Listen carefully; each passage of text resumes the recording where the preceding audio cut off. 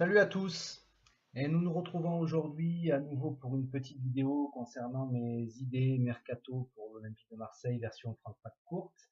Donc je rappelle le principe, hein, je pars du 4-3-3 de Rudy Garcia, je balaye chaque poste et à chaque poste je vous donne mes idées de joueurs à recruter ou pas en fonction si je décide de garder des joueurs de l'effectif actuel de l'Olympique de Marseille. Voilà. En sachant que ces idées seraient plutôt pour le mercato d'été 2017 puisque tout le monde sait qu'au mercato d'hiver, les bonnes opportunités, pardon, sont plus rares. Et aujourd'hui, donc, nous allons parler d'un secteur qui est bien en souffrance du côté de l'Olympique de Marseille et qui est un petit peu même en détresse, je dirais. C'est le poste de défenseur latéral gauche. Alors, défenseur latéral gauche, donc, c'est un poste qui est, on va dire, occupé un petit peu par défaut en ce moment à l'Olympique de Marseille par Thomas Ubochan, qui en plus donc, qui occupe ce poste en sélection nationale slovaque, mais qui est plutôt défenseur central de formation, et en plus qui est droitier. Donc il y a aussi deux autres opportunités à ce poste. Nous avons Karim Rekik, qui est aussi un central de formation, et nous avons aussi normalement le titulaire, qui devrait être titulaire normalement à ce poste, Henri Bedimo, qui est blessé, l'international camerounais. Eh bien moi, je ne conserve aucun de ces joueurs-là à l'Olympique de Marseille à partir de l'année 2017. Donc pour les deux premiers, je vous l'ai dit, c'est un poste, ce sont des joueurs qui compensent, on va dire, l'absence de Bedimo, même si Ubochan pour l'instant réalise un intérim qui est pas trop mal. Ça reste malgré tout des défenseurs centraux de formation. Et en termes d'apport offensif, par rapport à la spécificité du poste et d'activité, ça reste nettement insuffisant, même si, bien entendu, si pour parler de Rekik est un joueur de 21 ans, donc qui a la capacité de beaucoup progresser, mais pour moi, Rekik, en termes de gabarit, n'a pas le gabarit adéquat pour évoluer de manière pérenne à ce poste-là. Quant à Ubochan, ça reste encore trop défensif à mon goût, et Bedimo, pour le coup, je pense, n'a plus tellement le niveau qui était le sien à la fois à Montpellier, à l'époque de titre de champion de Montpellier, mais même à ses débuts à Lyon, qui lui permettait d'avoir une grosse activité, même s'il garde une qualité de centre qui est à peu près honnête et qu'il est capable de se projeter plus que les deux précédents. Euh, je considère moi qu'aucun de ces joueurs n'aurait sa place dans l'effectif futur de l'Olympique de Marseille, version Champions Project, c'est-à-dire un Olympique de Marseille avec des joueurs d'un certain statut, d'une envergure en tout cas plus importante que les joueurs que nous avons là, et qui peuvent nous permettre de franchir un palier, notamment déjà de revenir au premier plan sur le plan national et de franchir un palier en termes de Coupe d'Europe, voire même de Ligue des Champions. Du coup, je vais vous proposer trois idées mercato pour ce poste de latéral gauche. Et le premier, alors c'est un joueur qui va représenter un investissement très important puisque c'est un joueur qui est coté à 15 millions d'euros par le site Transfermarkt, mais au vu de la spécificité du poste et au vu du peu de latéral gauche de bon niveau, que ce soit en France mais même en Europe, je pense que s'il y a vraiment un poste où il faut vraiment investir, c'est ce poste-là. Et donc je vous propose le joueur suivant, c'est le défenseur gauche du FC Cologne en Allemagne, c'est l'international allemand Jonas Hector. Donc voilà, donc Jonas Hector, c'est un joueur qui est encore relativement, alors je vais pas dire sous-coté parce que c'est malgré tout un joueur qui est international allemand, donc on peut pas dire qu'il est sous-coté, mais c'est un joueur qui évolue donc dans ce club de Cologne depuis l'année 2010. C'est un joueur qui a percé sur le tard, hein, c'était un des seuls joueurs de l'équipe de la Mannschaft à l'Euro 2016 qui n'est pas passé par les grands centres de formation des grands clubs allemands. Et c'est un joueur, un profil un peu atypique, puisque c'est un ancien meneur de jeu qui a été reconverti au poste de latéral gauche par son entraîneur à Cologne lorsqu'il est arrivé en 2010. C'est un joueur très discret, c'est un joueur qui ne recherche pas du tout la lumière.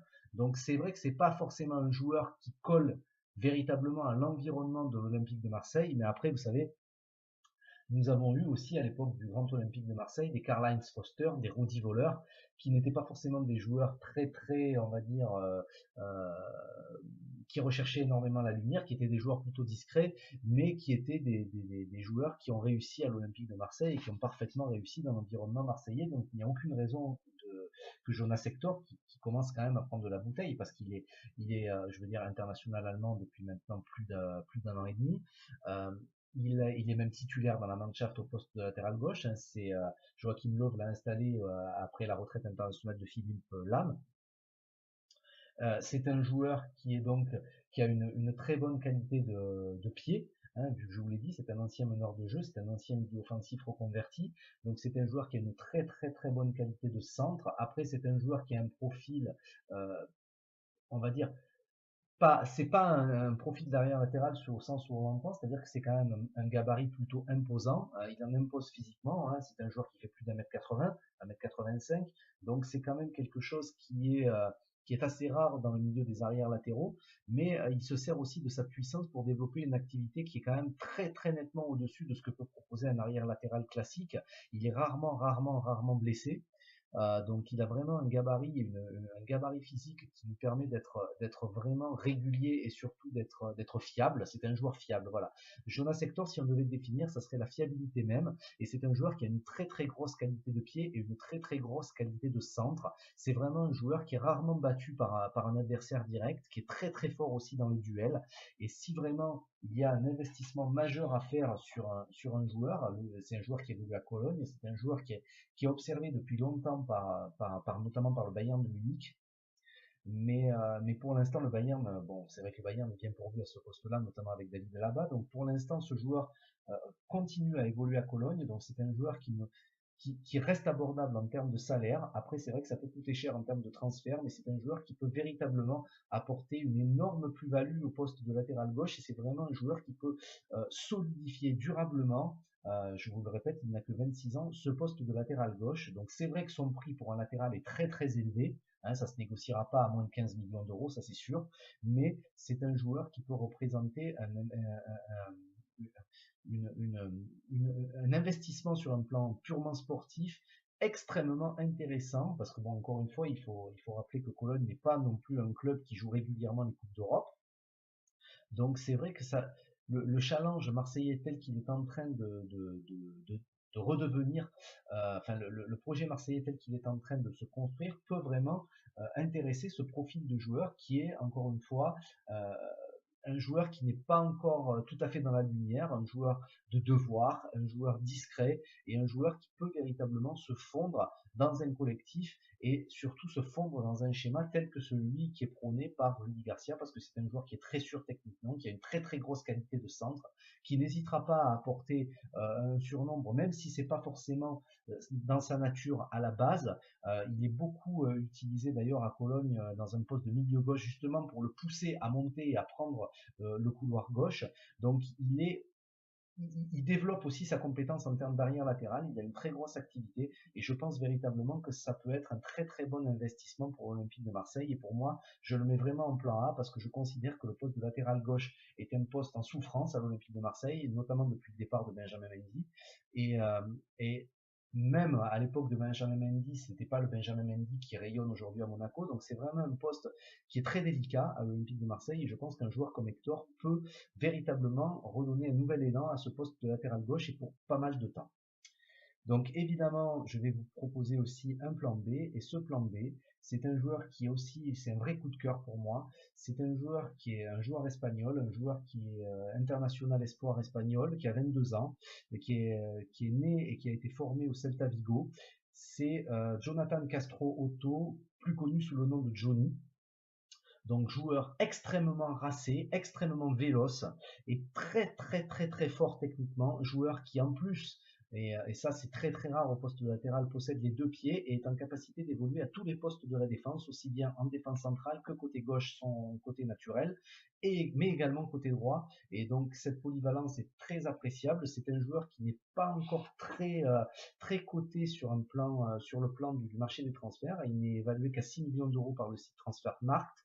Donc c'est vraiment une très très très très bonne opportunité de marché, peut-être même pour le mercato d'hiver.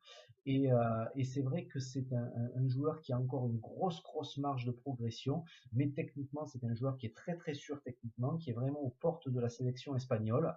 Il y a beaucoup de gens d'ailleurs en Espagne qui militent pour que Johnny soit sélectionné en équipe d'Espagne pour venir concurrencer un petit peu Jordi Alba. Donc c'est un joueur qui est suivi en Espagne, même s'il n'est pas encore ciblé par les très gros clubs espagnols et européens.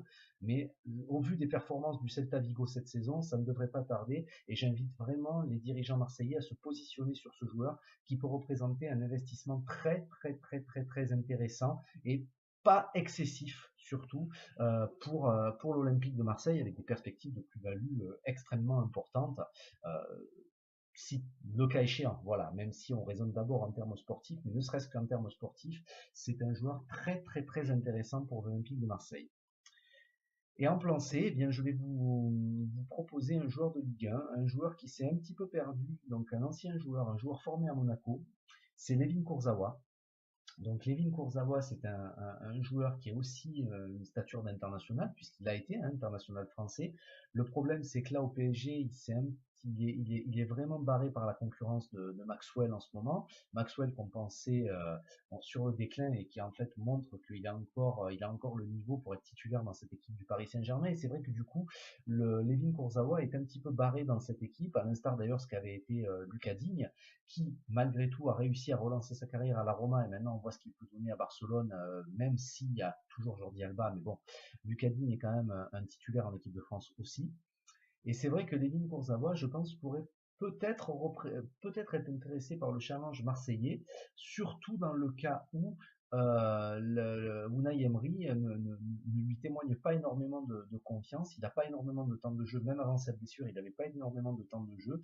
Donc si véritablement il y a une fenêtre de tir pour Levin Kurzawa, moi je conseille aux dirigeants marseillais de se positionner, car c'est aussi un joueur qui a une grosse marge de progression, qui est un joueur qui monte régulièrement dans son couloir aussi. Après, à la fois en termes de salaire et en termes de transfert, ce ne sera pas donné, mais c'est un joueur que peut-être qui peut peut-être être intéressé par le challenge marseillais, ne serait-ce que par un désir de revanche, désir de se relancer après pour l'instant une demi-saison en demi-teinte au Paris Saint-Germain. On pourrait éventuellement, s'il a pas pour le mercato d'hiver, parce que je pense que pour le mercato d'hiver il ne bougera pas, mais je pense que c'est un joueur qui peut être une bonne opportunité à saisir dans le cas où il ne bénéficie pas de plus de temps de jeu au Paris Saint-Germain. Je pense que ça pourrait être un joueur qu'on pourrait avoir peut-être pas en transfert tout de suite, mais avec un prêt, avec une option d'achat du type de celle de Lucas Digne, par exemple, lorsqu'il avait été prêté à l'AS Roma, même si l'AS Roma n'a pas levé l'option, mais ça pourrait être pas mal de se positionner malgré tout et d'envoyer un petit peu, de témoigner de l'intérêt à Levin Kurzawa, parce que je pense que c'est un joueur qui peut encore être très intéressant pour un club qui se construit comme l'Olympique de Marseille. Donc voilà, donc si je dois résumer, en plan A, je dirais Jonas Hector, en plan B, Johnny, et en plan C, Levin Kurzawa. Voilà, bien n'hésitez pas à me dire ce que vous en pensez, et on se retrouve prochainement pour un poste aussi très intéressant, qui est le poste de milieu récupérateur pointe basse du milieu de terrain en 4-3-3. Voilà, je vous dis à bientôt.